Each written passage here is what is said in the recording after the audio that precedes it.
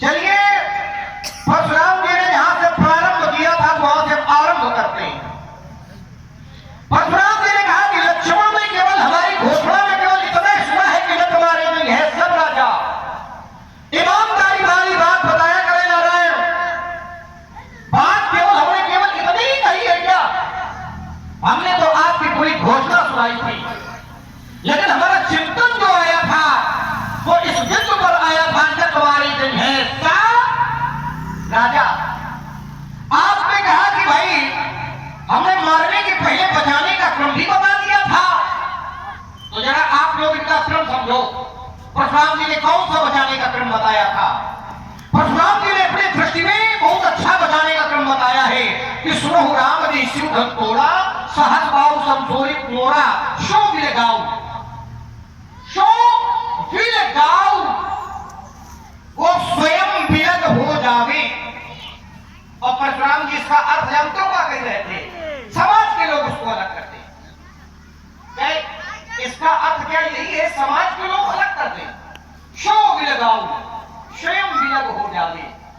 तो भैया यही तो होगा इसका अर्थ। अब परशुराम जी को अर्थ नहीं आता तो हमें नहीं मालूम। नहीं, हमारे समझ में इसका अर्थ यही होता है, सो विल गाऊ, दिहाई समाचार, स्वयं विलग हो जाए कहां से समाज। इसका अर्थ ये है, तो यही हमने अर्थ किया है। अब परशुराम जी भावर बनी का अर्थ है, क्योंकि परशुराम जी है, लक्ष्मण है। अब जब परशुराम जी की अवधारी का अर्थ अंदर से ये निकल रहा है, तो ये मारने और बचाने की व्यवस्था कहां है? ये मारने की व्यवस्था है। मारने की व्यवस्था राजाओं को है, और घोषणा किसके लिए है? धनुष तोड़ने वाले के लिए। देखिए, परशुराम जी ने धनुष तोड़ने वाले को अपराधी माना है। अभी कह रहे थे वो अपराधी है। अपराधी धनुष तोड़ने वाले को माना है, और मारने की व्यवस्था राजाओं को है। ये बात आपके समझ में आ रही है? भाई अपराधी को दंड दिया जाए, ये दंड संहिता का नियम है, लेकिन अपराधी को दंड न देकर किसी दूसरे व्यक्ति को दंड दिया जाए, ये न्याय है कि अन्याय है? भैया अन्याय है। हमारे दृष्टिकोण में नहीं है, समाज के दृष्टिकोण में ही नहीं, बल्कि धर्मशास्त्र भी कहते हैं कि अन्याय है, अनुचित है। और परशुराम जी बढ़िया सजा रहे हैं कि नहीं, हमने बचाने का क्रम बताया था। हाँ, बीच में एक क्रम और आपने बताया, बहुत अच्छा, बड़ा अच्छा लगा। परिभाषा जो आपने साधु और दुष्ट की बताई, भाई हमने साधु और दुष्ट की परिभाषा दोनों बताई थी। हमने कहा था इस समाज में दो प्रकार के राजा हैं, एक साधु राजा और एक दुष्ट राजा। परशुराम जी ने कहा लक्ष्मण ने परिभाषा बढ़िया बना लिया है, जो पक्ष में बोले वो साधु और जो विपक्ष में बोले वो दुष्ट। क्या ऐसे होता है क्या? आपके पक्ष में कोई बोले तो साधु और विपक्ष में बोल दे तो दुष्ट। क्या ये साधु और दुष्ट की परिभाषा यही है क्या? अरे साधु और दुष्ट नारायण ये प्रवृत्ति से बनते हैं, आचरण होता है, स्वभाव होता है। अब आपने कहा उनके लिए जो चौपाइयां आपने सुनाई, उन चौपाइयों का कोई औचित्य तो नहीं था नारायण, जो आपने चौपाइयां सुनाई। हमने तो केवल स्पष्ट ये किया था कि देखो ये साधु राजा है और ये दुष्ट राजा है, देखो फिर दो चौपाई पढ़े दे रहे हैं। ये साधु भूप बोलो, ये साधु भूप बोले सुनी पानी, और लाज समाज ही लाज लजानी। ये है साधु राजा। और दुष्टों का प्रमाण पत्र हमने दिया था कि तब से देखी, तब से देखी ये भूप अभिलाषी, और पूरे मोह मनो माथे, ये उठी उठी पहिलो, उठी उठी पहिलो शना हो अभागे, और जहाँ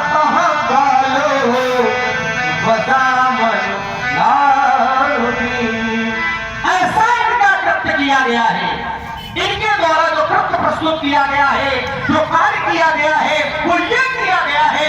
इस आधार पर हम नहीं कहते, ये ग्रंथ कहता है, भोले बाबा स्वयं कहते हैं और भोले बाबा अपनी रचना में कहते हैं कि रचि महेश जोड़ना ही ना था। ये रचि महेश निज मानस राखा हो और पाई सुसमय सिंहासन ठाठा हो। ये लक्ष्मण के शब्द नहीं है नारायण, ये ग्रंथकार ने इसमें लिखा है।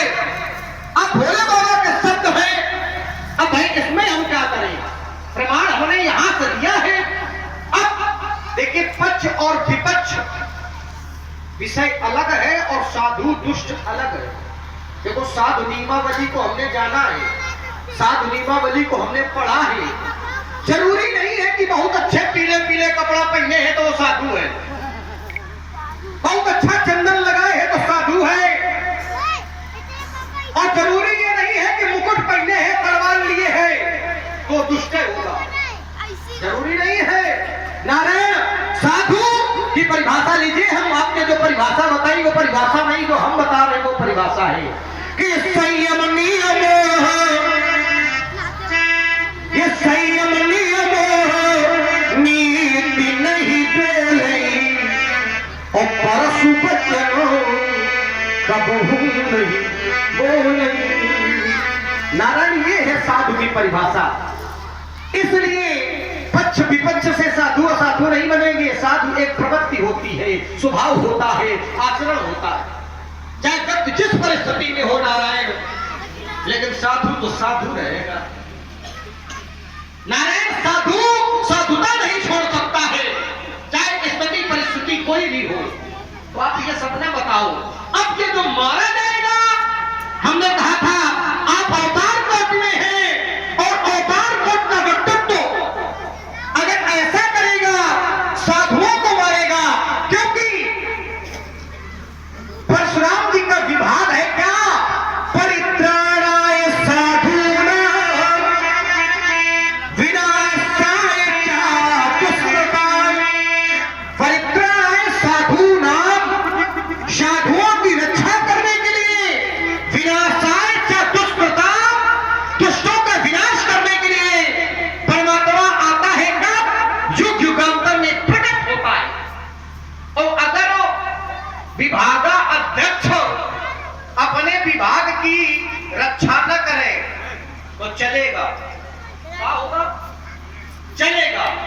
लेकिन अगर विभाग का निपटान शुरू करते भैया तो ये न चलेगा।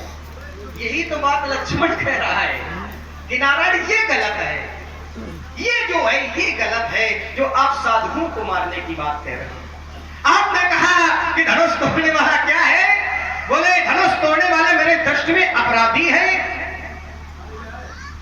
अपराधी परशुराम जी की दृष्टि में धनुष तोड़ने वाला है, लेकिन समाज की दृष्टि में नहीं है, क्योंकि मिथिला के किसी एक व्यक्ति के द्वारा उसे अपराधी नहीं कहा गया है।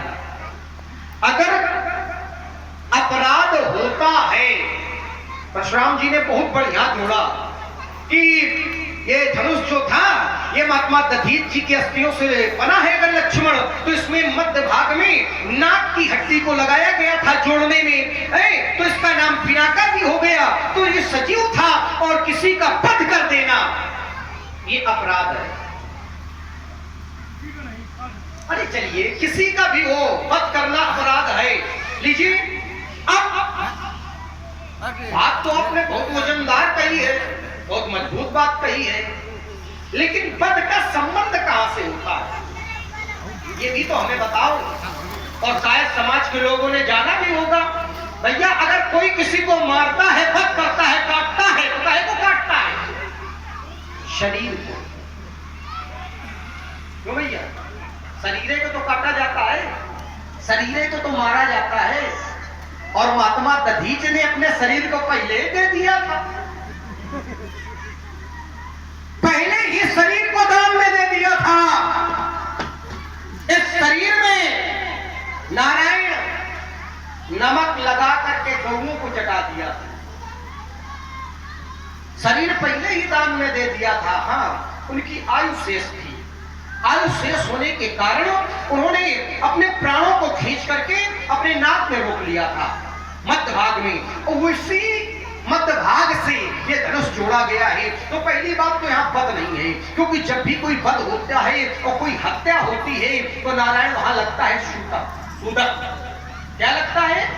सूतक। और जहां सूतक लगता है वहां कोई मंगलिक कार्यक्रम नहीं होता है। होता है? नहीं होता। और जब नहीं होता, और यहां तो सब हो ही रहे हैं, एक नहीं कई हो रहे हैं। लीजिए एक चौपाई सुना रहा हूं, आपको विश्वास हो जाएगा कि मंगलिक कार्यक्रम हो रहे हैं। ये प्रभु तो चाहते, ये प्रभु तो चाहते, चाप माने धनो, ये प्रभु तो चाहते, ये खंडो मही प्यारे, तो देख लोग सब भरे सुखारे। जिस समय किसी का वध होता है या हत्या होती है तो लोग सुखारे नहीं होते, दुखारे। तो फिर ग्रंथकार को यहां लिखना चाहिए कि प्रभु दो चाप खंड महिलारे, तो देख लोग सब भय दुखारे, या सुखारे शब्द ना होता। आइए, सुखारे शब्द इस बात का द्योतक है कि महाराज धनुष तोड़ने वाले ने अपराध नहीं किया। लीजिए एक और प्रमाण पढ़े दे रहा हूं। जिस समय धनुष टूटा तो टूटत ही धनुष भये विवाह हो गया। और विवाह महाराज, अब आप लोग बढ़िया जानते हो विवाह शुभ लगन में होता है कि अशुभ लगन में? कहे भैया शुभ, सब सुबह सुबह। लेकिन परशुराम जी कह रहे धनुष तोड़ने वाले को छिपाया जा रहा है, लुकाया जा रहा है, नहीं बताया जा रहा है। तो महाराज बताने वाला पहले ये जाने कि व्यक्ति जानने का अधिकारी है कि नहीं है। भाई अगर हम किसी को कुछ दे रहे हैं तो पहले ये जाने कि वो लेने वाला पात्र है कि कुपात्र है, क्योंकि सिद्धांत कहता है सुपात्रम दीजिए दानम, सुपात्र व्यक्ति को ही दान देना चाहिए। अगर आप किसी को कुछ बता रहे हैं तो पहले ये जाने कि जानने का अधिकारी है कि नहीं है। अगर जानने का अधिकारी है तो बता दो, और अगर जानने का अधिकारी नहीं है तो ना बताओ। अगर आपने बता दिया भूल से तो वो हो सकता है जो आपने कभी भविष्य में नहीं सोचा होगा। नारायण, ऐसा होता है। इसीलिए तो बताने वाले आपसे बता नहीं रहे। राजा जनक भी अति डर उतर, अति डर उतर दे तो न पुनाही। राजा जनक डर के कारण उत्तर नहीं दे रहा। अति डर उतर देख न पुनाही। राजा जनक उत्तर नहीं दे रहा है, वो कहे नहीं दे रहा है, क्योंकि राजा जनक है साधु, साधु संत महात्मा है, योगी है। और योगी से अगर ऐसे पूछा जाएगा जैसे आप पूछ रहे हो, बहुत बढ़िया पूछने का क्रम है कि बेगी दिखाओ,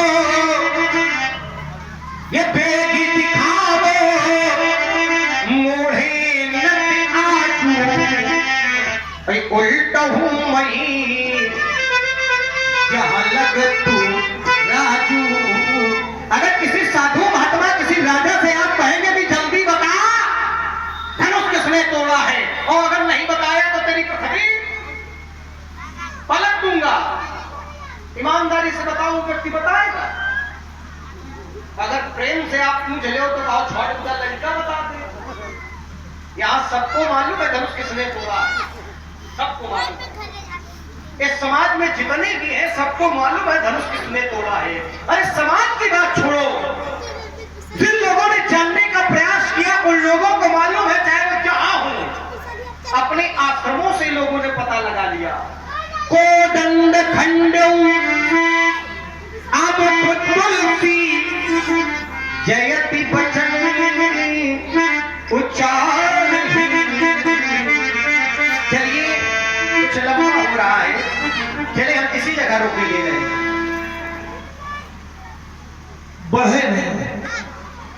मार रहे हैं, छोटे छोटे टुकड़ों में रहो, टुकड़ों में रहो तो सबको तो बाद में मारेंगे, पहले तुम्हारे अवसर आ जाए।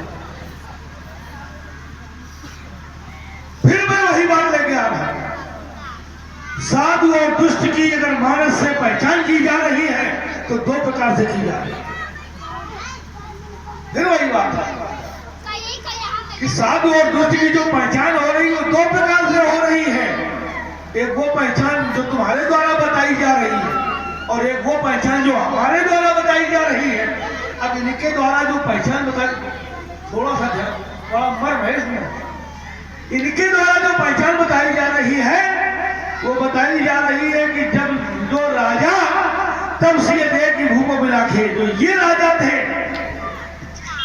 ये कह रहे थे कि ले छासी का को धर्माधर्म पालक दो तोड़े धनुष। चलो यहीं से आ जाए। बड़ा ही विद्वतापूर्ण संवाद चल रहा है। प्रभावित हुए हैं हमारे रामलाल जी बिजला बहू, आपके द्वारा 21 पुष्पमुद्राएं, नीरज जी पांडे रामपुरा हरदोई, आपके द्वारा 100 पुष्पमुद्राएं एवं द्वारिका जी रजवा खेड़ा, आपके द्वारा 10-10 पुष्पमुद्राएं तीनों महानुभावों को, मर्यादा भगवान श्री परशुराम जी को एवं लक्ष्मण जी को एवं व्यास जी को प्राप्त हुई हैं। आपको कोटसा साधवार एवं द्वारिका जी रजवा खेड़ा वालों के द्वारा मंदिर में सहयोग स्वरूप 100 पुष्पमुद्राएं प्राप्त हुई हैं। आपको भी कोटसा धन्यवाद। एवं राम बालक जी ड्राइवर, आपके द्वारा हमारे दोनों महानुभावों को 50-50 पुष्पमुद्राएं प्राप्त हुई हैं। आपको कोटसा साधवार। देखिए, विद्युत क्षण जब फैलते हैं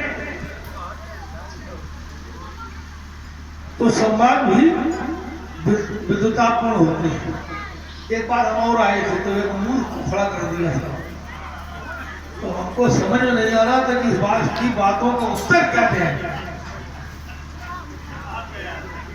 सब याद रहता है। तो क्या है कि सामने वाला पात्र जैसा होता है उत्तर भी वैसे ही बनते हैं, ठीक है ना। अब वो तो बता रहा था, एक हमें स्मरण हो गया, तो बता रहा था कि पृथ्वी के 7 टुकड़े हैं, पृथ्वी को 7 टुकड़ों में बांटा गया है।